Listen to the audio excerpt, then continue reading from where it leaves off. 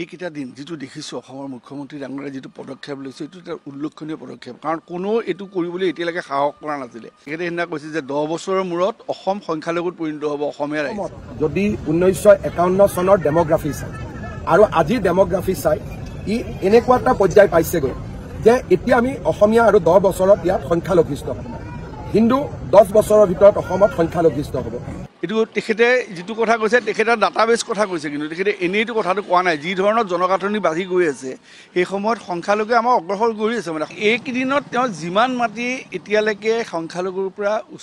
উচ্ছেদ কৰি লৈ আহিছে তাৰ ডাবুল মাটি এতিয়াও সংখ্যালঘুৰ হাতত এই কথাবোৰে কি সূচাইছে এই কথাবোৰে এটা সময়ত ভোট বেংকৰ স্বাৰ্থত কিছু ব্যক্তি আনি সোমোৱাই এটা মানে সৃষ্টি কৰিছে এখন গাঁৱৰ এখন মানে বৃহৎ গাঁৱৰ গতিকে এইটো আচলতে তেখেতে যিটো কথা কৈছে এইটো একদম সত্য কথা এইটোৱে অসমৰ এটা মানে অসমীয়া ৰাইজৰ এটা সংকটৰ ফালে ঠেলি লৈ গৈ আছে গতিকে এইটো যদি আমি মুক্ত নকৰে এই সংখ্যালঘুৰ বসতি অঞ্চল য'ত